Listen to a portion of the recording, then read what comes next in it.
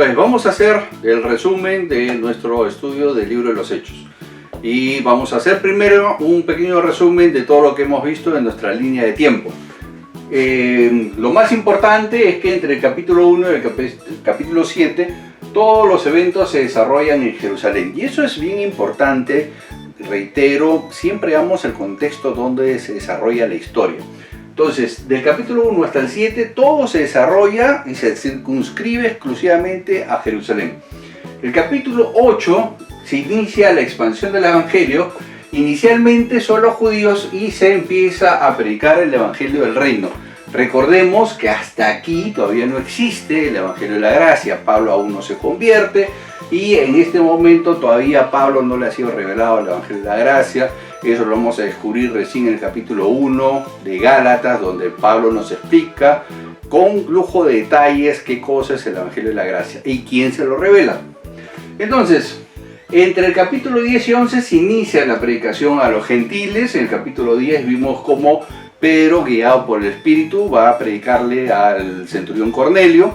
Cornelio es el primer gentil registrado en la Biblia. No descartamos que se haya convertido a algún otro gentil a lo largo de ese desarrollo, pero digamos que oficialmente es el primer gentil convertido.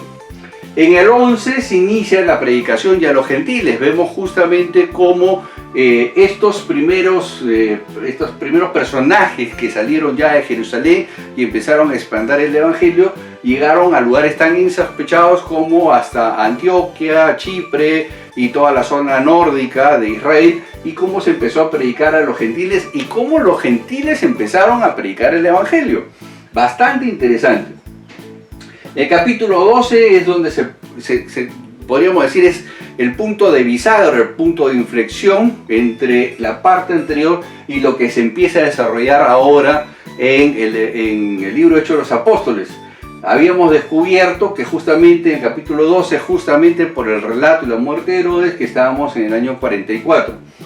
Y en este punto es donde justamente ya está reunido Pablo con Bernabé. Justamente habían estado en Jerusalén. En el 45 ya los habíamos ubicado nuevamente en Antioquia, y en el 47 se da el primer viaje misionero. Ahora es bien interesante, bastante interesante, porque aquí se inicia oficialmente la predicación a los gentiles. Hemos visto que aquí ya se estaba predicando a los gentiles.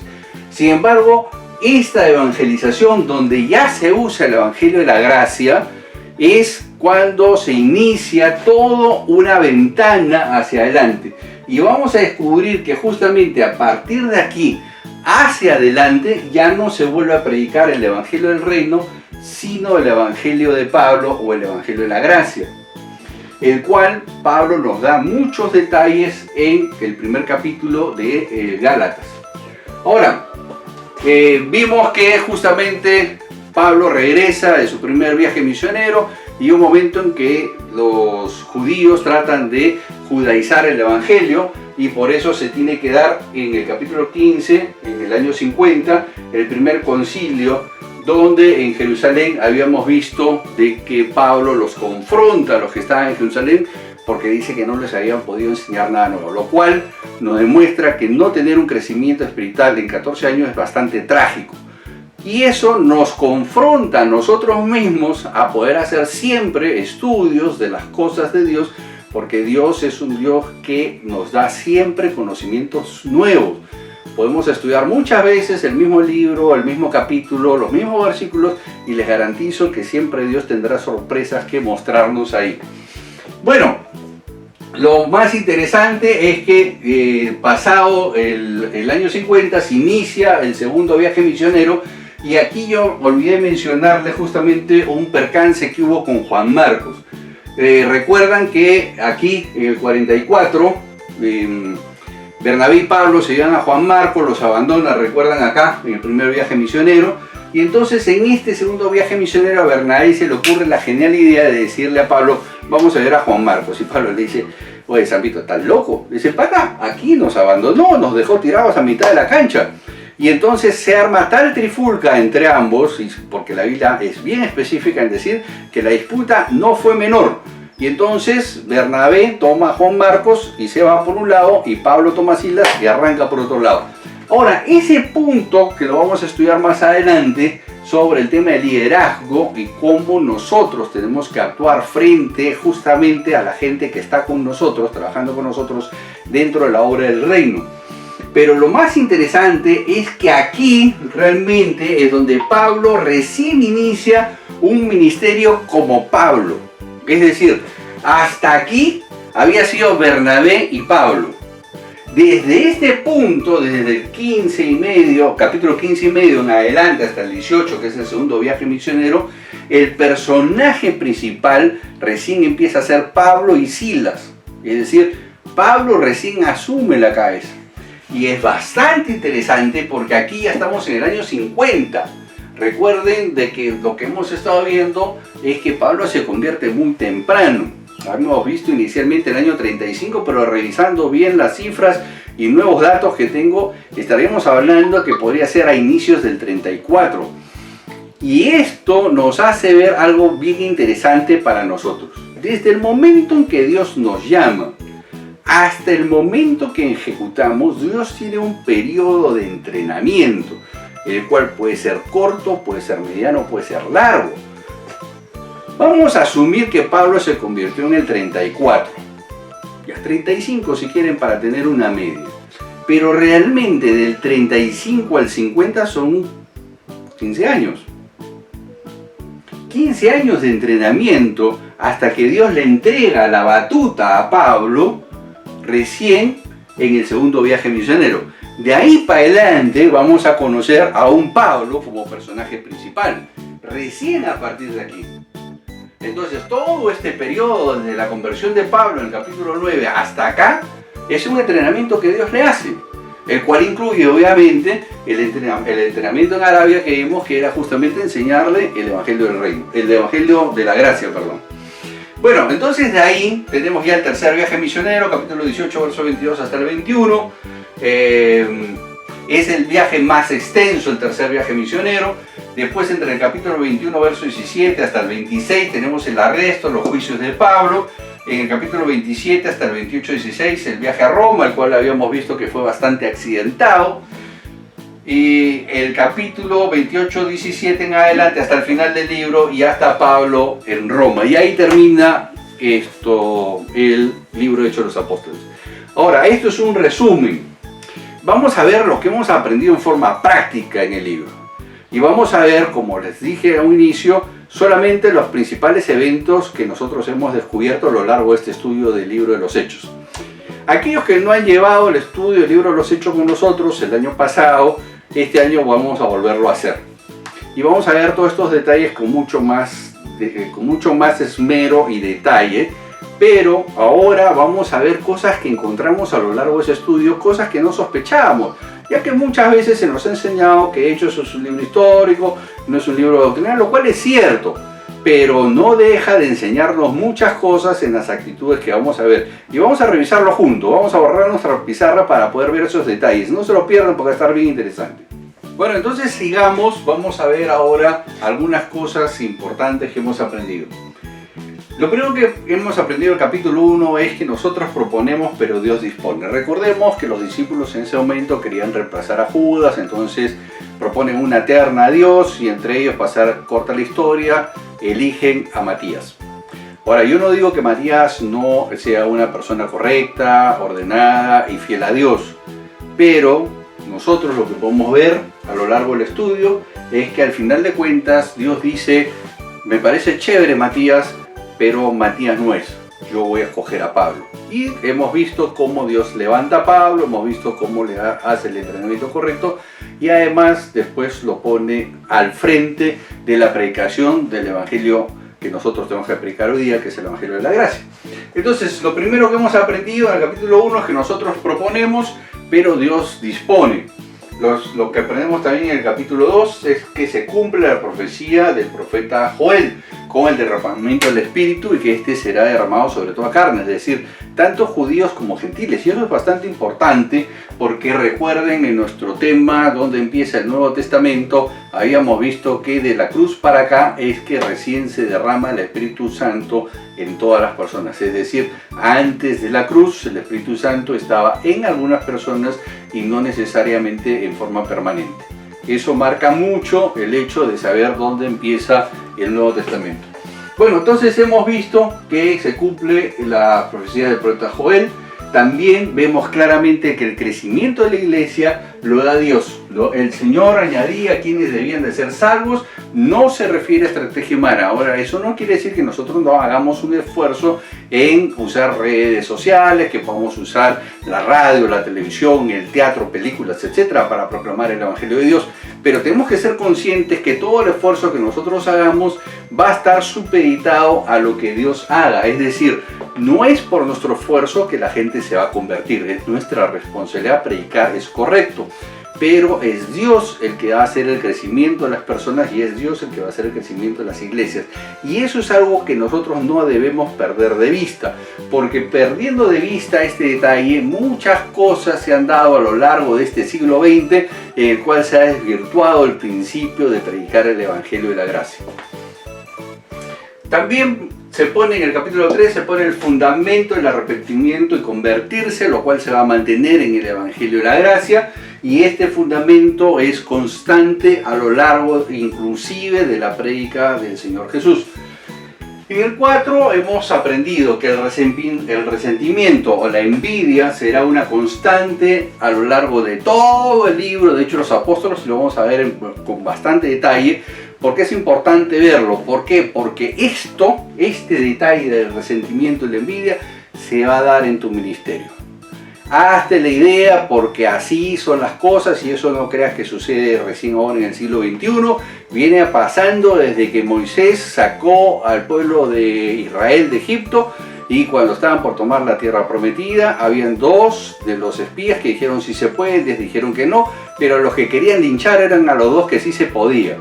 Es decir, al que realmente dice las cosas como son, es a quien por general dentro de una congregación quieren linchar. Entonces, este tema del resentimiento y la envidia, hazte la idea, porque esto se va a presentar en todos los ministerios. Esto se da a lo largo de todo el libro, y vamos a verlo. Voy a hacer bastante hincapié cada vez que se presente este tema, para que veamos cuán constante es en la vida. Además, un buen ministro siempre le da la gloria a Dios. Lo vemos en el capítulo 4, verso 10, parte B, donde Pedro le da la gloria a Dios sobre el milagro que se acaba de suscitar. También vemos que la salvación está exclusivamente en Cristo, de acuerdo al relato en el capítulo 4, verso 12, donde excluye cualquier forma de ser salvo ya desde este punto, a excepción de ser salvo a través de Cristo Jesús. En cuanto a principios de Dios, siempre deben de ser primero. Es decir, en este caso la autoridad religiosa estaba exigiéndolo a los discípulos, 4:19, que no predicasen a Cristo Jesús, que debían de cesar su predicación, de predicar la resurrección de Cristo, mas ellos persistieron en eso y fueron claros en decir que primeramente harían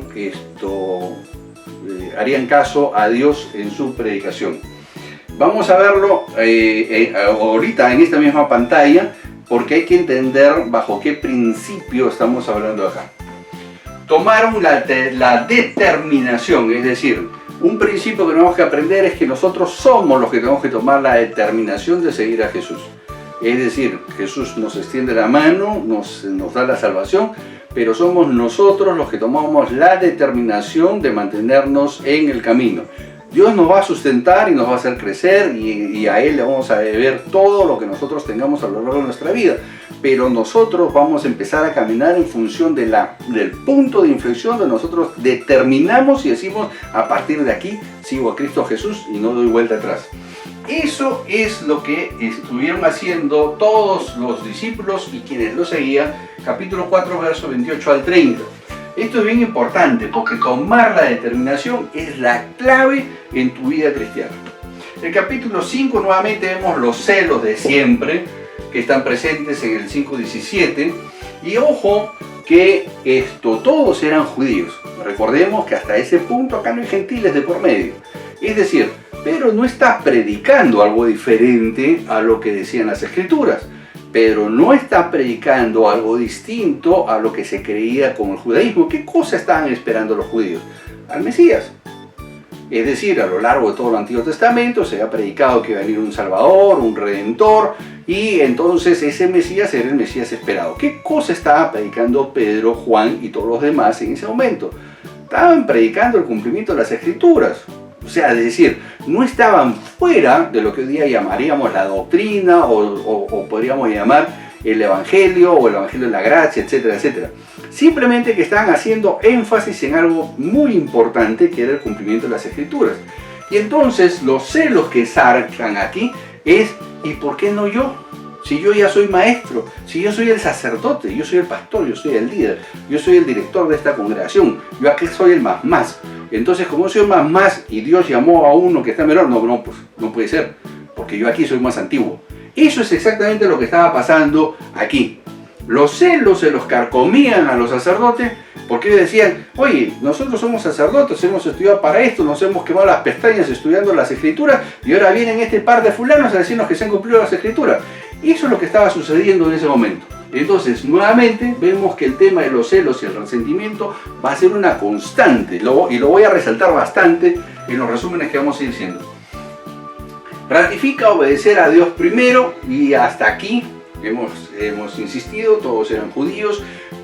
Juan y Pedro no estaban predicando algo nuevo, simplemente estaban predicando que se habían cumplido las Escrituras, eso es lo que estaban diciendo. También hemos aprendido el principio de Gamaliel, y esto es bien importante y me voy a detener unos segundos acá. Gamaliel compara a Jesús con Judas el Galileo. Si ustedes no saben quién era Judas el Galileo era un fulano que se decía el Cristo. ¿Cuándo se manifestó Judas el Galileo? En el 6 después de Cristo, cuando justamente viene el segundo censo de Quirinio, cuando toma las tierras que se le habían quitado a uno de los hijos de Herodes y se le asignan a Quirinio. Entonces, en ese momento, Judas el Galileo se levanta y dice, yo soy el Mesías, yo soy acá el Cristo, el Redentor de Israel, y tiene muchos seguidores, se estima que poco más de 2000, y entonces es apresado, es crucificado, sus seguidores también, y se acabó la novela. Y entonces Gamaliel dice, ok, vamos a usar ese principio de Judas el Galileo y se lo vamos a aplicar a Cristo, vamos a aplicárselo a Jesús. Vamos a aplicárselo a él, lo vamos a hacer. Ok, si esto es de Dios, va a caminar, pero si no es de Dios, acá nomás queda como Judas el Galileo. Y esto es muy interesante porque hay que entender el concepto de Mesías de los judíos. El concepto de Mesías de los judíos era un concepto bastante terrenal, es decir, esperaban a un tipo como David, guerrero, fuerte, astuto en armas, con criterio militar y con una emancipación física. Pero Jesús es más que un Mesías. Jesús es el Redentor de la humanidad. Es quien vence el pecado. Entonces, el concepto que ellos tenían de Mesías era muy distinto al concepto con el cual Jesús vino a este mundo a restaurar la relación de los hombres con su Creador, con Dios, a través de Él. Porque no hay ninguna otra forma de poder llegar a Dios que no sea a través de Cristo Jesús. Entonces, hasta aquí vamos avanzando al capítulo 5. Vamos a borrar nuestra pizarra y vamos a ver rápidamente el resto de capítulos. Bien, seguimos con nuestro estudio del libro de los Hechos y vamos a las conclusiones que hemos encontrado en el capítulo 6. En el capítulo 6 encontramos que Esteban, lo más importante que hemos encontrado en el capítulo de Esteban, es que Esteban era un miembro de la congregación. Es decir, no era alguien importante en el sentido que no era el apóstol, no era el discípulo, no era el pastor, no era el líder, no era el director. Era un miembro de la congregación. Recordemos que cuando vienen a Pedro a quejarse de que hay una mala distribución sobre los bienes, sobre las viudas, entonces Pedro hace una declaración bien simple. Escojan entre ustedes a 7 varones y a una serie de descripciones de cuáles deberían de ser los requisitos. Pero interesante es, escojan entre ustedes, lo cual coloca a Esteban como simplemente un miembro de la congregación. Y eso a nosotros nos pone un gran desafío porque todos nosotros somos parte de una congregación. Es decir, todos nosotros pertenecemos a una comunidad o a una iglesia, y lo cual nos pone en la situación de Esteban. Esto nos indica y nos enseña de que todos nosotros tenemos responsabilidades que cumplir frente a las demandas de Dios. Ahora, algo bastante interesante está ya en el capítulo 8, es que Pablo persigue a la iglesia y todos predican el evangelio. Es bien interesante porque aquí no es que predican solamente los pastores o los líderes, sino que todos predican el evangelio, es decir, todos aquellos que están en este momento siendo cristianos o confesando su fe, están compartiendo con otros su fe. Lo cual, nuevamente, al igual que como en el caso de Esteban, nos coloca a nosotros en la línea de fuego, es decir, que nosotros estamos en la cabecera de playa. Todos nosotros tenemos la obligación de compartir el evangelio, de compartir las cosas que nosotros hemos recibido de Dios. Es decir, todos los que somos miembros de una congregación, sea cual fuera esta, hemos recibido cuando menos un don, y ese don tenemos que ejercerlo en función de los demás. Entonces, ninguno de nosotros y ninguno de la congregación está excluido de enseñar, de predicar. Ahora, muchas veces me dicen, pero yo no tengo a quién enseñar. Bueno, todos tenemos redes sociales, o la gran mayoría tenemos redes sociales, o podemos crear canales en YouTube. Hay muchas formas de poder predicar y anunciar el evangelio. Vamos a ver el caso de Felipe. Vamos a tomarlo como ejemplo de algunas cosas que sucedieron. Tenemos que Felipe predica el evangelio a un eunuco camino al desierto. Y es bien interesante, insisto, Lucas nos da tantos detalles en su descripción que realmente a mí me deja asombrado. Lucas, cuando empieza la narración de Felipe el eunuco, dice de que el Espíritu le dijo: ve al camino que va hacia el sur, camino desierto, es decir, camino árido. Y esto es bien interesante por lo que vamos a ver en cómo se desarrolla la historia. Nadie entiende si es que nosotros no le explicamos. El eunuco, recuerden, estaba leyendo unas citas de las escrituras, se acerca a Felipe, le dice: ¿entiendes lo que estás leyendo? Y el eunuco le dice: ¿cómo voy a entender si no hay quien me enseñe? Entonces todos nosotros tenemos en primer lugar la obligación de enseñar a los demás lo que están estudiando. Es decir, si nosotros ya tenemos un tiempo en la congregación, es parte de nuestra obligación innata enseñarle a otros. El discipulado siempre se debe hacer face to face, es decir, debe hacerse en forma personalizada. Es bien interesante, miren todos estos detalles que estamos aprendiendo de un libro histórico. No hay requisitos para ser bautizados, porque recuerden que llega un momento, después de que Felipe le está predicando al eunuco, el eunuco llega a un momento en que dice: puedo ser bautizado, ahí hay agua, y Felipe le dice: si crees de todo corazón, entonces no hay ningún problema. A lo cual el eunuco responde: sí, yo creo que Jesús es el Hijo de Dios. Entonces Felipe baja del carro con el eunuco y lo bautiza. Y para mí esto es muy importante, porque hoy por hoy, muchas veces sin querer, nosotros estamos poniendo mesas de cambistas a los creyentes. Y entonces dicen: queremos ser bautizados. Bueno, le decimos: bueno, yo bautizo 1, bautizo 2, o yo a tal encuentro, o tienes que llevar tal cosa para poder ser bautizado.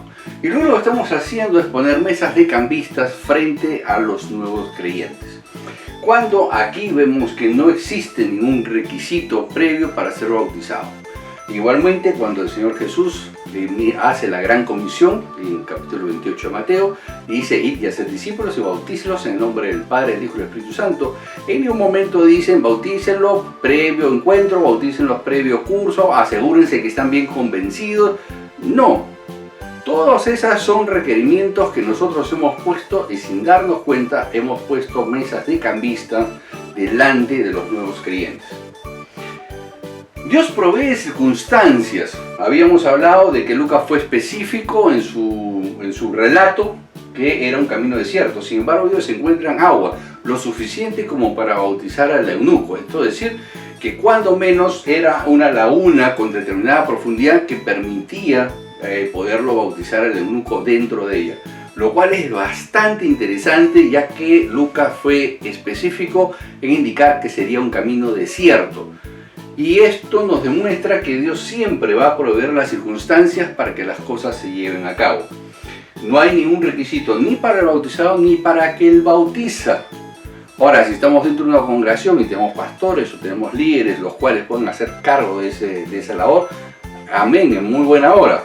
Pero con este tema de la pandemia, de los encierros constantes, de los aislamientos, probablemente en algún momento tú estés en la posición de Felipe. Y entonces debe estar claro de que no existe ningún requisito para que tú puedas bautizar a alguien, ni para que alguien pueda ser bautizado. Y eso lo vamos a ver repetitivamente. La iglesia crece también en tiempos adversos. Recordemos que en este desarrollo del libro de los Hechos, Pablo está persiguiendo a la iglesia y sin embargo la iglesia está creciendo porque Dios está añadiendo nueva gente y la gente está predicando a los demás. Hemos visto que justamente a raíz del apedreamiento de Esteban empieza la persecución y todos predican el evangelio. Y a su vez estamos viendo que inclusive Felipe le predica a un eunuco y ya estamos viendo también los resultados. Por ende, todos estamos llamados a enseñar y todos estamos llamados a anunciar y a predicar el evangelio. Vamos siguiendo avanzando con los siguientes capítulos. Muy bien, entonces vamos a entrar ahora al capítulo 9 y yo me voy a detener un poquito en la conversión de Pablo porque es bien importante tomar en cuenta esto. Capítulo 9 se nos habla de la conversión de Pablo y es la que todos conocemos. Sin embargo, Pablo narra hasta en 3 oportunidades su conversión en los juicios que tiene, como hemos visto más adelante. Y a mí lo que me llama la atención es justamente la narración que Pablo hace en el capítulo 26, versos 14 en adelante. Y él dice, se me apareció Jesús en el camino a Damasco en lengua hebrea. Y esto a mí me llama la atención porque el lenguaje o el idioma internacional que se hablaba en ese momento era el griego. Y además el idioma natal, digamos, de Jesús era el arameo. Pero ¿por qué se le dirigiría a Pablo en hebreo? Y entonces vamos a ver qué cosa le dice. Ahora vamos por partes. Es interesante, veamos un poco el currículum de Pablo. Pablo era fariseo, había sido entrenado con Gamaliel y como él lo va a decir más adelante en sus cartas, él era hebreo de hebreos, fariseo de fariseos, en cuanto a la ley irreprensible. Y entonces esto quiere decir que también conocía muy bien las tradiciones, tanto orales como escritas de los judíos. Era un tipo muy estudioso. Por ende, cuando Jesús se le dirige en hebreo, le dice las siguientes palabras. Yo soy Jesús, a quien tú persigues. Ahora, vamos al detalle, yo soy.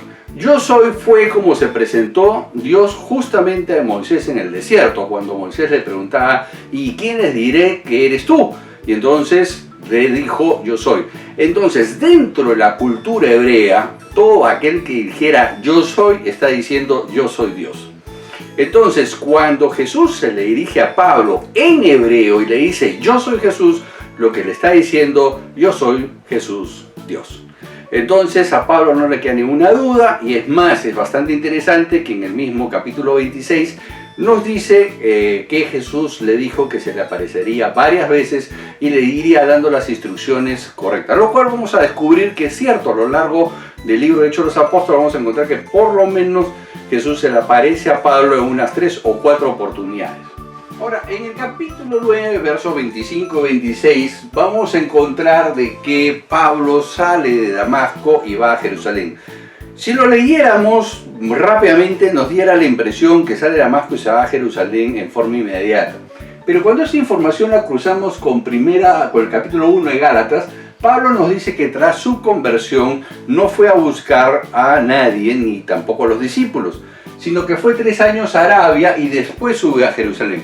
Eso quiere decir que entre este proceso de la conversión y va a Jerusalén pasan 3 años. Es decir, que entre el verso 25 y verso 26 hay 3 años de distancia. Y por eso es importante ir cruzando las informaciones. Bueno, otra cosa que hemos aprendido está en el capítulo 9, versos 12 al 13. Cuando Jesús se le aparece a Ananías y le dice que tiene que ir donde Pablo, le explica todo lo que tiene que hacer. Y entonces Ananías reacciona y dice, Señor, ¿se te cayó una tuerca de la cabeza? Pero ese Pablo es el que nos persigue, o sea, ¿sabes qué? Piensa bien tu decisión. En el fondo es lo que está haciendo Ananías en su respuesta. Lo que Ananías le está cuestionando a Jesús Es su criterio para haber escogido Jesús. Y aquí hemos aprendido algo muy importante. No todos los que nos caen mal, le caen mal a Dios. Es decir, nosotros muchas veces tenemos conceptos cerrados de las personas, sea a favor o sea en contra. Y nosotros podemos ver en esta narración de que Dios no necesariamente está de acuerdo con nuestra opinión sobre determinadas personas. En este caso, Ananías, después de haber recibido las instrucciones de Jesús, le recrimina o le dice a Jesús que lo piense bien porque realmente Pablo no es una persona de confiar. Es lo que le está diciendo a Ananías. Y entonces Jesús le reitera la orden y lo envía.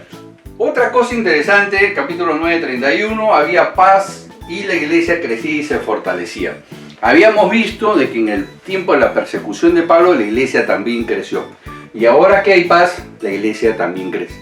Esto quiere decir que existan tiempos buenos o lo que llamamos vientos a favor, o existan momentos adversos como los que estamos viviendo en este momento, la iglesia siempre va a tender a crecer. Es decir, la evangelización va a crecer, sean tiempos de paz o sean tiempos de angustia.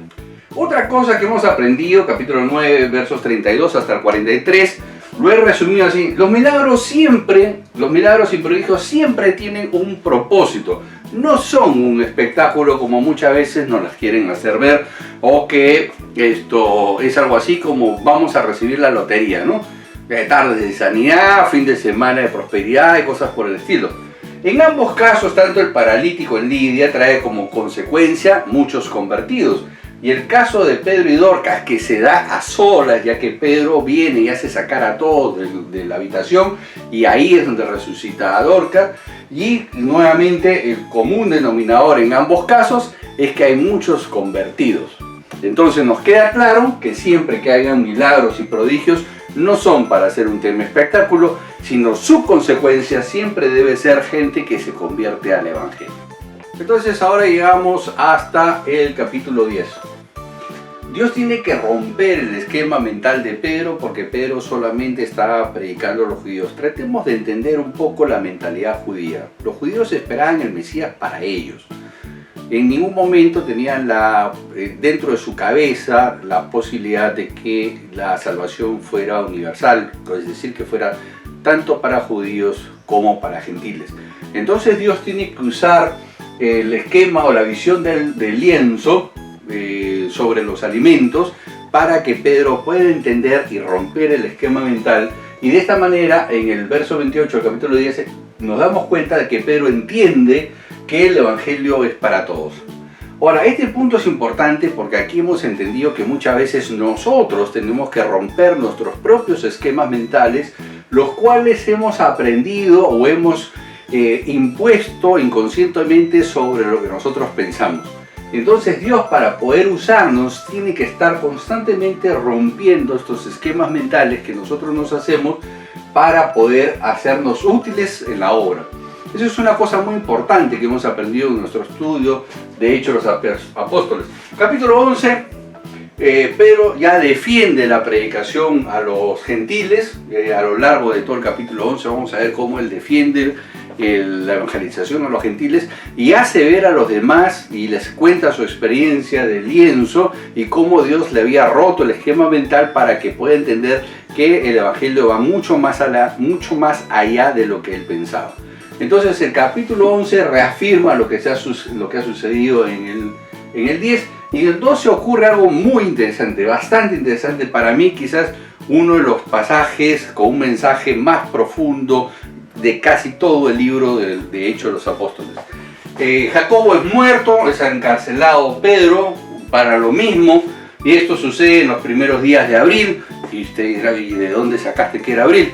Bueno, simple, recordemos que nosotros ya hemos estudiado las fiestas hebreas y sabemos que la fiesta de los panes sin levadura sucede entre la última semana de marzo y la primera semana de abril. Por ende, podemos ubicarnos que estamos en el 44 después de Cristo, porque sabemos que al final del capítulo muere Herodes, y por historia universal sabemos que es el año 44, y además sabemos que es el mes de abril, justamente porque la Biblia sí nos dice que la fiesta de los panes sin levadura era el tiempo de la Pascua, lo que se conoce como Pesaj. Ahora, vamos a lo más importante que hemos aprendido en este capítulo. Muchas veces oramos, pero no creemos. En el verso 5 del capítulo 12 nos dice que la iglesia hacía intercesiones por Pedro. Sabían que estaba arrestado, entonces, ¿por qué estarían orando? Obvio que no es para que le lleven el lonche. La intención de la oración era la liberación de Pedro. También vemos que en el verso 12 estaban reunidos en la casa de María y estaban intercediendo o haciendo una vigilia por Pedro. Sin embargo, cuando Pedro es liberado por el ángel, y voy a hacer un poquito al revés los temas para poder entender bien este concepto de que muchas veces oramos pero no creemos, es que Pedro llega a la casa de María después que es liberado por el ángel y entonces toca la puerta y de adentro de la casa preguntan ¿quién es? Y entonces Pedro, me imagino que todavía con el tema que ha salido de la cárcel, debe haber dicho algo así: soy Pedro, ábreme la puerta. Y entonces dice el relato que lo dejaron afuera. Y no podían creer, porque dice que la chica va adentro y le cuenta a la gente que está reunida orando por la liberación de Pedro. Y le dice: Pedro está en la puerta. Y la mira a la chica y le dice: oye, te afectó la vigilia, mamita. Oye, ¿sabes qué? Mejor anda, duerme.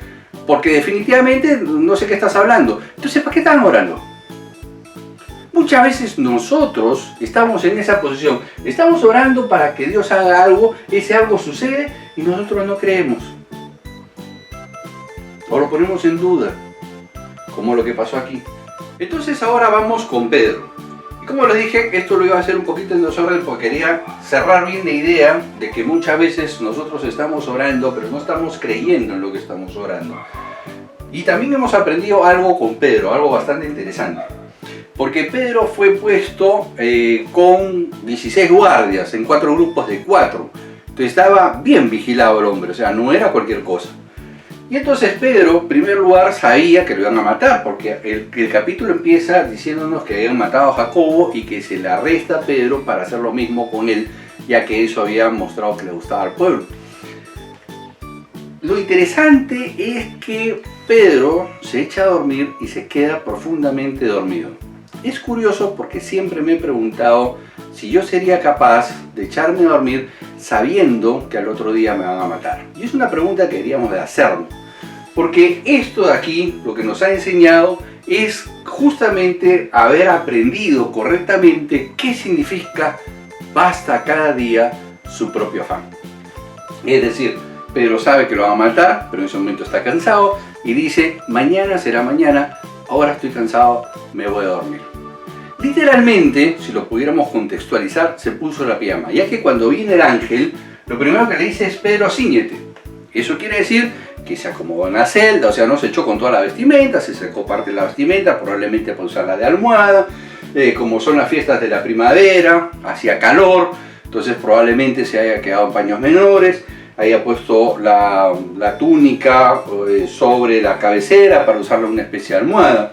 Entonces lo que le dice el ángel es: Pedro, ciñete. Entonces eso nos indica de que Pedro se había acomodado para dormir. Pero también le dice: ponte el calzado. Eso quiere decir que se había sacado los zapatitos. O sea, el tipo lo iban a matar al día siguiente, se había dado el trabajo de sacarse los zapatos, sacarse la ropa, se había acomodado en la celda, estaba durmiendo cual bebé. Y entonces dice que después pasan 3 guardias y llegan a la calle. Y entonces Pedro reacciona y dice: ¡wow! No era una visión, era verdad. Eso me indica de que Pedro estaba profundamente dormido, tan dormido que en realidad estaba ejecutando las órdenes del ángel totalmente somnoliento. Es decir, lo más probable es que haya sucedido algo así, como que el ángel decía: Pedro, levántate, vístete. Y Pedro estaba: ¿qué? Y se ponía la ropa. Pedro, ponte los calzados. Y Pedro decía: sí, Pedro, vamos. Sí, ya vamos. Y probablemente, cuando llega a la puerta, recién está despabilado y dice: oh, yo pensé que estaba soñando. Y era verdad. Eso nos indica que Pedro estaba profundamente dormido. Y eso es bien interesante porque Pedro aquí nos está enseñando algo bien difícil de aprender. Basta a cada día tu propio afán. Y así llegamos hasta el capítulo 13. En el capítulo 13 habíamos visto que es el primer viaje misionero de Pablo y Bernabé. Llevan a Juan Marcos los abandona después de un tiempo. Y vemos que en este viaje misionero justamente tienen bastantes problemas porque los judíos locales se llenaron de celos y contendían con Pablo, no en favor de la congregación, no en favor de querer que la predicación sea mejor, sino simplemente por el hecho de que estaban llenos de celos en cuanto a que la gente escuchaba a Pablo. Y este es un detalle que ya hemos visto y lo vamos a ver muy repetitivamente a lo largo de todo el libro de Hechos. Entonces, háganse la idea que normalmente cuando uno ejerce un ministerio para el Señor, siempre habrá gente contenciosa y siempre habrá gente celosa. Es curioso porque este es un pecado oculto. Por lo general, es poco probable distinguir a la gente que es celosa. Recordemos que la gran falta del rey Saúl fue justamente los celos. Entonces vamos a descubrir que los celos es algo que nos acompaña al ser humano porque es innato en nosotros y va a estar presente a lo largo de todo el desarrollo de la iglesia.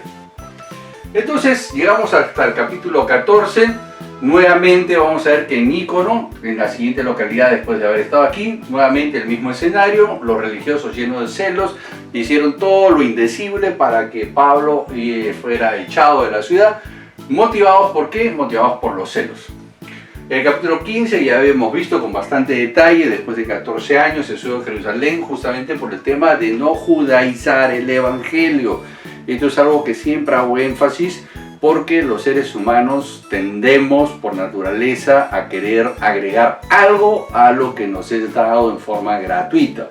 Queremos buscar agradarle a Dios haciendo un servicio en la iglesia, queremos buscar agradándole a Dios, llevando una vida puritana, etc. O sea, siempre queremos hacer algo para congraciarnos con Dios. Esto es innato y natural en nosotros, pero hay que tener en cuenta de que esto es peligroso. De acuerdo a Gálatas 2.1 podemos ver que la gente que estaba en Jerusalén en 14 años que no se habían visto, no habían profundizado absolutamente en nada, no habían avanzado nada y fueron incapaces de enseñarle a Pablo algo nuevo después de 14 años de haberse reunido. En el capítulo 15, ya iniciando el segundo viaje misionero, hay una gran discrepancia que está registrada en los versos 31 al 40 entre Pablo y Bernabé por el sencillo personaje de Juan Marcos. Recuerdan que Juan Marcos los abandonó el primer viaje misionero, entonces están por iniciar el segundo viaje misionero. Bernabé le dice vamos a llegar a Juan Marcos y yo me imagino que Pablo debe haber visto algo así como que ¿se te zafó un tornillo? ¿Estás loco, Bernabé? Ese tipo no sirve para el ministerio. Ese tipo no tiene convicciones, ese tipo no está empoderado.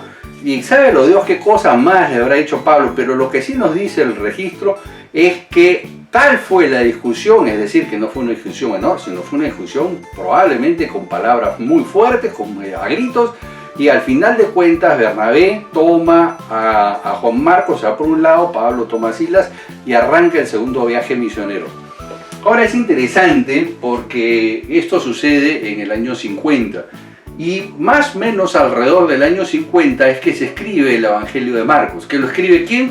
Juan Marcos. Entonces muchas veces lo que nosotros vemos son las acciones, pero nosotros no vemos cómo Dios está trabajando dentro de las personas. Aquí hay mucho por aprender en el tema del liderazgo, hay muchísimo por aprender y por no hacer más extenso el video vamos a obviar algunos detalles, pero sí les adelanto de que por ejemplo en segunda de Timoteo, la última carta que escribe Pablo, le pide a Timoteo que le envíe ¿a quién?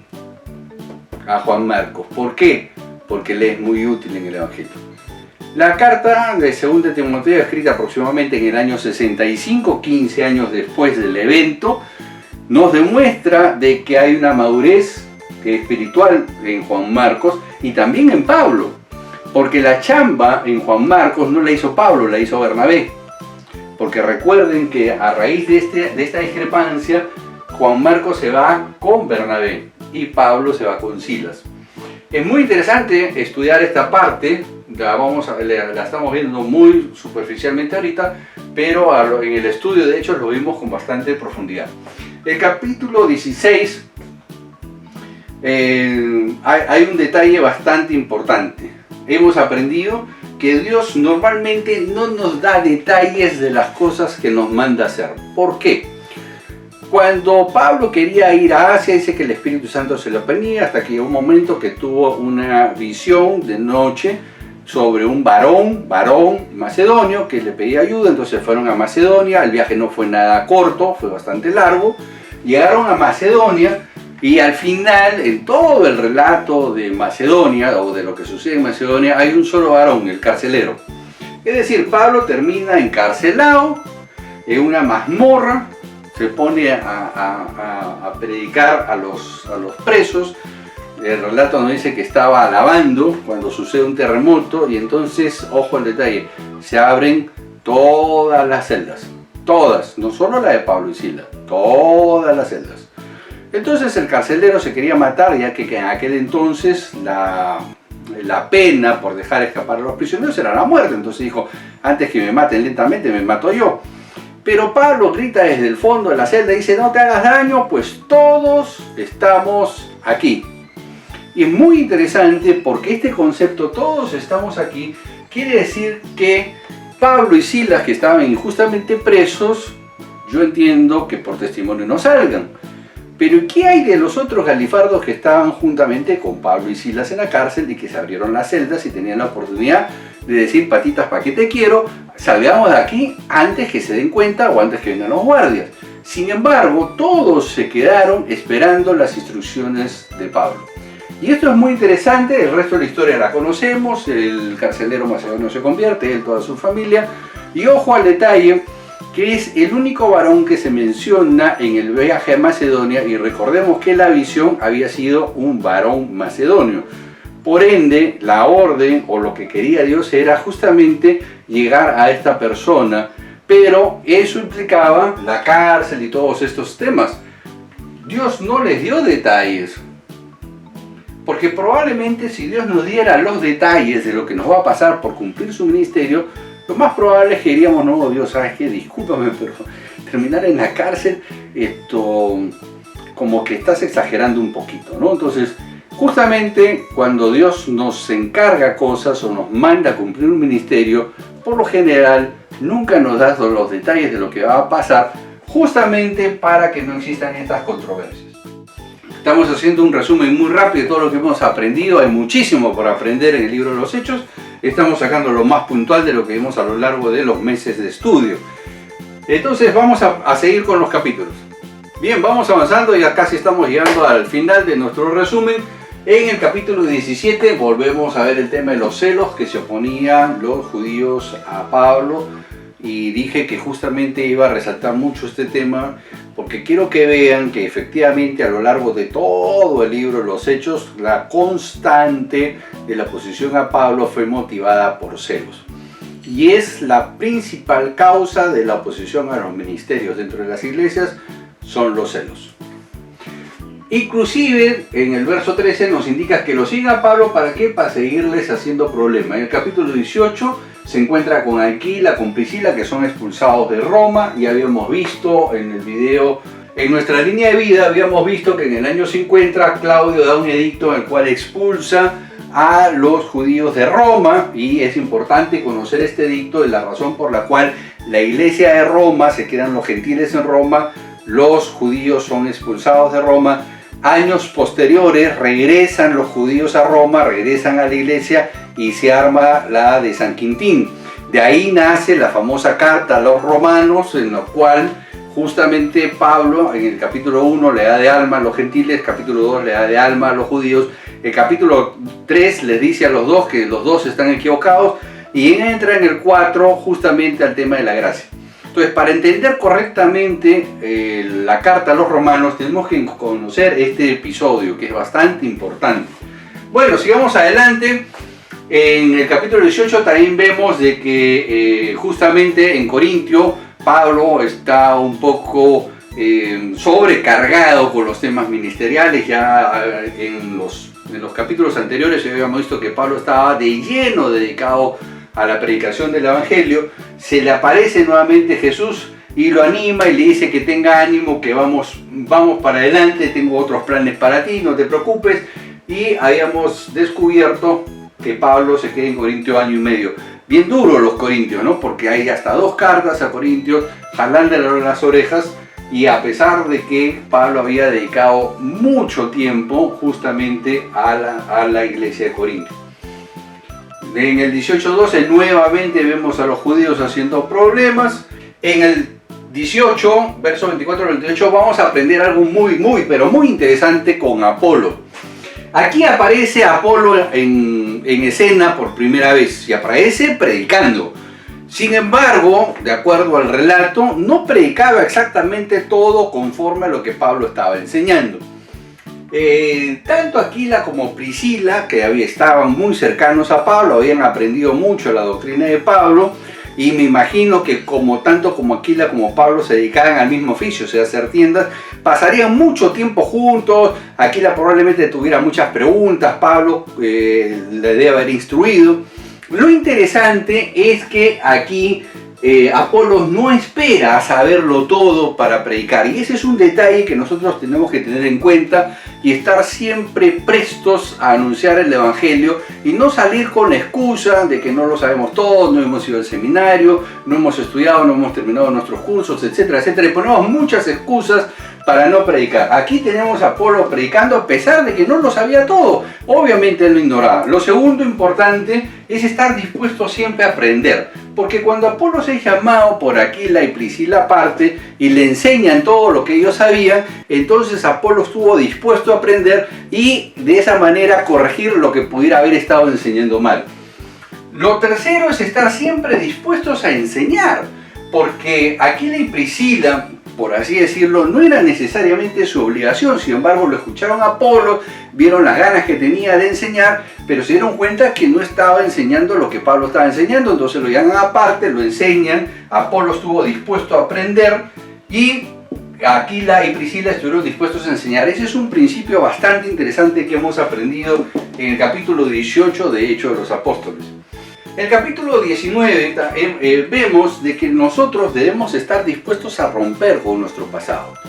Aquí vemos el relato donde mucha gente trajo libros oscuros para ser quemados y de esa manera romper con su pasado. Ahora, para nosotros en este siglo XXI, con los libros que tenemos y sobre todo ahora que tenemos las compras online, ofertas y demás, un libro puede costarnos alrededor de unos $20, 15, $20 promedio. Algunos quizás de más estudio podrían llegar a costar hasta $50. Pero para entender el contexto debemos entender que en el año 50 después de Cristo no existía la imprenta. Entonces los libros eran a mano. Y esto significaba que los libros costaban mucho. Por ejemplo, para tener una idea, una copia de las Escrituras, por ejemplo una copia de Isaías, podría costar en aquel entonces, en moneda actual, alrededor de unos $25.000, porque era un tema muy laborioso. O sea, no era de que hacía 5 libros al día, probablemente eso me tomaría varias semanas, transcribir todo el libro de Isaías, conseguir los papiros, preparar el cuero, etc. Entonces, y dependiendo si era en papiro, si era en cuero, valía mucho el precio. Entonces, quemar un libro en aquel entonces era quemar más o menos, en el mejor de los casos, no menos de $10.000 por ejemplar. Y entonces ahí podemos ver cuánta determinación tenía esta gente en el capítulo 19 de quemar los libros, romper con su pasado e iniciar un nuevo presente. En el capítulo 19 también vamos a aprender un principio bien interesante justamente en la revuelta por Diana de los Efesios. Y hemos aprendido 4 principios que vamos a revisar ahora. El primer principio es que ante toda revuelta, ante toda manifestación, y esto lo pueden analizar no solamente en su país de origen, pueden verlo en temas internacionales, se van a dar cuenta siempre de este detalle. Primero, que el motivo real jamás se dice. Es decir, todo lo que motivó la manifestación de la marcha que existió en este evento del capítulo 19, nació en que el negocio de los alfareros estaba en riesgo. Es decir, la verdadera motivación de todo el movimiento fue el dinero. No fue defender a Diana.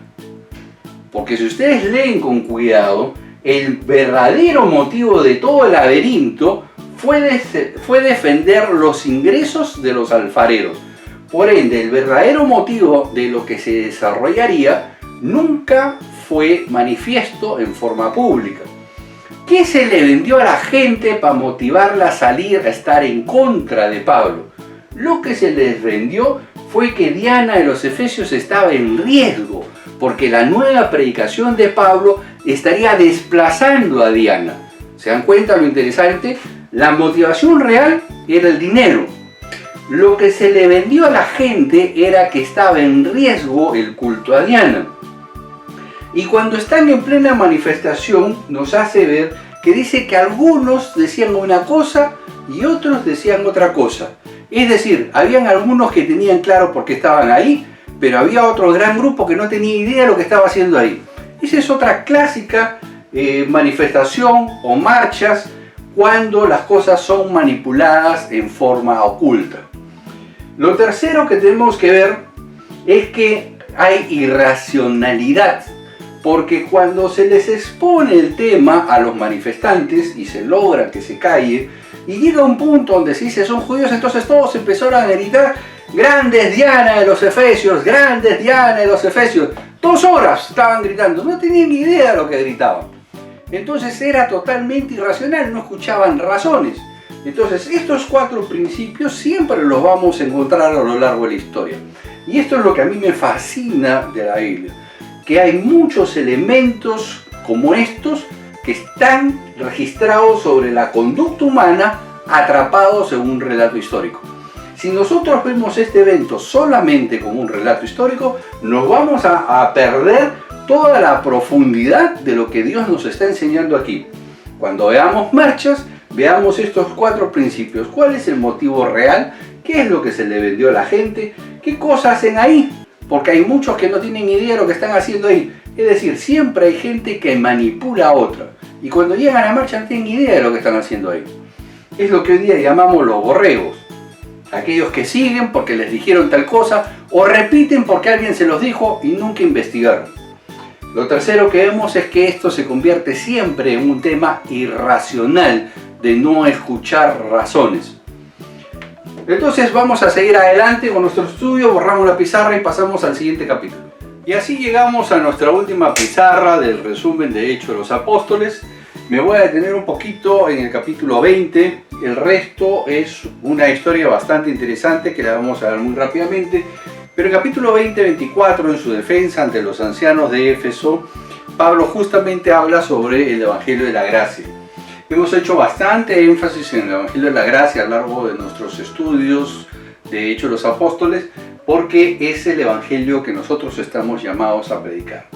En Gálatas 1:8, Pablo es enfático en indicar que no existe otro evangelio para los gentiles ni en este tiempo, porque Pablo, como hemos visto a lo largo de nuestro estudio, el Señor Jesús se le aparece a él, le da instrucciones del Evangelio de la Gracia, y esto hemos visto al inicio del libro de Hechos de los Apóstoles que se predicaba el Evangelio del Reino, pero desde que Pablo es llamado y es instruido en este Evangelio, de ahí para adelante solo se enseña el Evangelio de la Gracia. Inclusive vamos a ver más adelante, tanto en primera como segunda de Pedro, en primera, segunda, tercera de Juan, la fuerte influencia que tiene la teología paulina en estos apóstoles.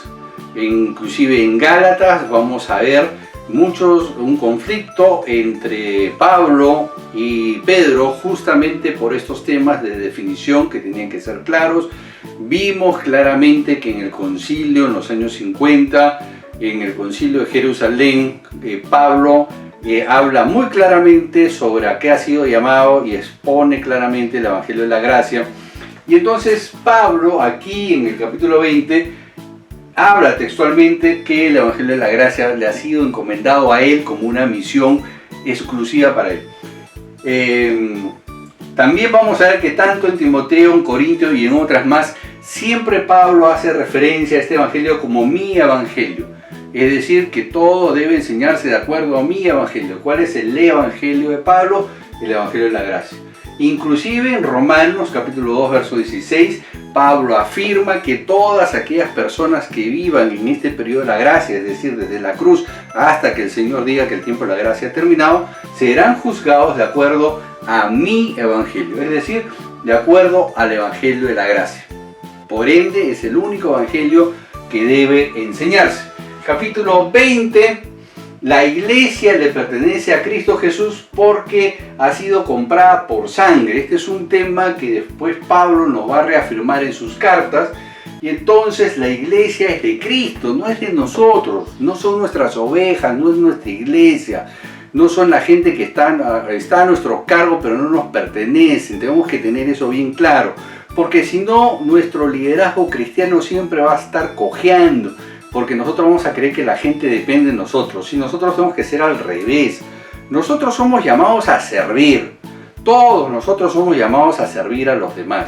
Y lo que tenemos que hacer es lo que hizo Aquila y Priscila con Apolos, es enseñarle a los demás para que ellos caminen solos en una relación íntima y personal con Dios. Dios nos llama constantemente a tener una relación íntima con Él, la cual debe perdurar a lo largo de todo nuestro tiempo que estemos en vida aquí en este planeta. Entonces lo que tenemos que enseñar a la gente es justamente ese detalle, a depender de Dios. Que la iglesia fue pagada por la sangre de Cristo Jesús, por ende la iglesia y todo lo que corresponde a la iglesia es de Cristo, no es nuestra. Es nuestra responsabilidad ministrar, sí, pero no es de nosotros, no son de nuestra propiedad, no son nuestras ovejas, son de Cristo. Ahora, en el capítulo 21 me he querido detener un poquito acá porque quiero que entendamos que no era tan fácil ese tema de moverse en aquel entonces. Para nosotros hoy en día, un viaje misionero es quizás tomar un avión al África, o si no quieres ir tan lejos, acá en Centroamérica, y son 2-3 horas de vuelo, 24 horas de vuelo, y ya estamos. Y llegamos al lugar y bueno, nos instalamos, llevamos nuestras Biblias, tenemos ciertos apoyos audiovisuales, podemos llevar Biblias, estudios, en fin, muchas cosas más. En aquel entonces, por ejemplo, cuando Pablo está regresando a Jerusalén después de su tercer viaje, vemos que dice que zarpan de Cos, luego llegan a Rodas, de Rodas zarpan y van a Pátara. De Pátara, hallando un barco que iba a Fenicia, se suben en él. Es decir, tú ibas al muelle y ibas preguntando, Señor, ¿y usted a dónde va? Ah, yo voy para tal sitio. No, ese barco no va. Señor, ¿y usted para dónde va? Ah, yo voy para Fenicia. Ah, oiga, señor, ¿cuánto por llevarlos hasta Fenicia? Tanto, iban negociando y se trepaban al barco y iban. Es decir, no comprabas tu boleto, no tenías reservaciones, simplemente llegabas al muelle y en función a dónde tenías que ir, ibas preguntando ahí quién iba para dónde. Esa era la forma en que se movían. Pero no solamente queda en el tema de que iba a Fenicia, después dice que llegan a Tiro, después de Tiro se van a Ptolemaida, de ahí se van hasta Cesarea y recién de ahí por tierra van a Jerusalén.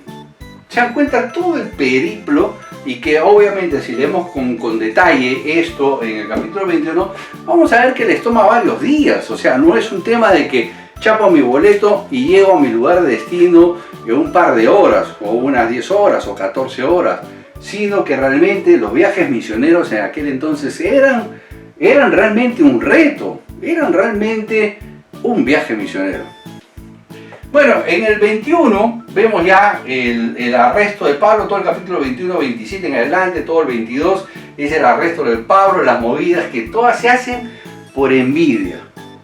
A Pablo lo terminan arrestando en Jerusalén porque están envidiosos de Pablo, porque en buen romance les estaban quitando gente de la congregación.